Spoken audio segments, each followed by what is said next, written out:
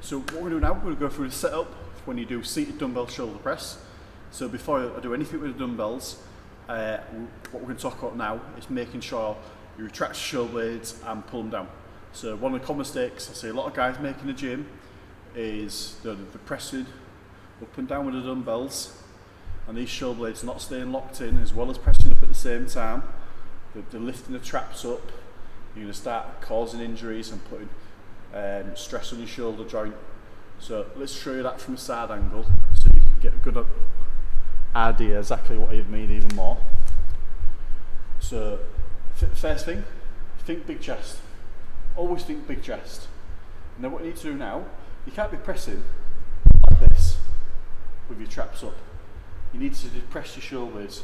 Pull your shoulder blades down, and now we need to pull your shoulder blades back tight together, so you feel really tight and compact in your back. So you feel like you're trapping that pencil between your shoulder blades all the time. So if we go back to the front now,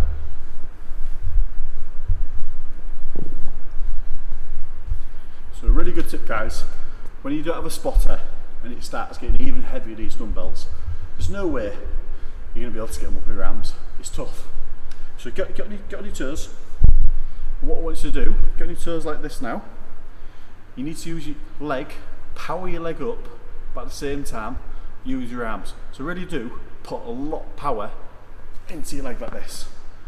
Again, and then go through one, a lot of power. Get it nice and tight.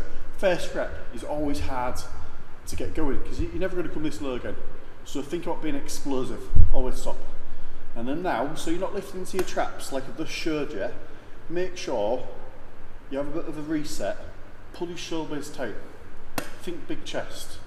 And then from there, you're going to pull apart, nice and slow, all the way down, until your fists are in line with your ears. And if you look at my arms now, to 90 degrees, my wrists are directly over my elbows. You don't want to look like that, that's too close, you're just going to feel a lot of your triceps. You don't want to go this far, otherwise you're just going to feel it so much in your shoulder joints. Make sure your arms are 90 degrees. And then from there you're going to press up and slowly pull back together. Leave a gap at the top, don't go banging the weights. Nice and slow, on the way down, again, stop at ear level. So I'm just going to show you the reason why I want to stop at ear level even more. This here is a range of motion. My shoulder blades are locked really tight. I pull them tight, can't get any further. Look where my hands are. My wrist is just like in line with these. If I try going any lower now, if you look from side onwards,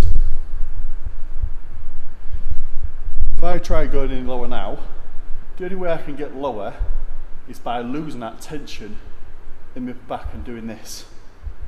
And that's when you're going to start causing impingement in your shoulders. You know, that's when you can blow your AC joint and you're going to start causing rotator cuff problems. So range of motion is just slightly above your chin and line with your ears. One last tip now. Legs play a massive part when you're doing any type of pressing movements. So what I want you to think about in your head all the time, push your legs hard into the floor. Imagine if you're trying to push this bench backwards like this. Imagine you're trying to do that. Because when you're pressing and you're creating all that force, what you don't want to start happening is your bum to start pulling away. You're creating a lot of unnecessary tension in your lower back. And what's going to happen, this is going to start going loose. So at all points, your hips need to be locked against the back. So it's the final tip, really push your legs in tight all the time. So that there is the full setup when you do seated dumbbell shoulder press.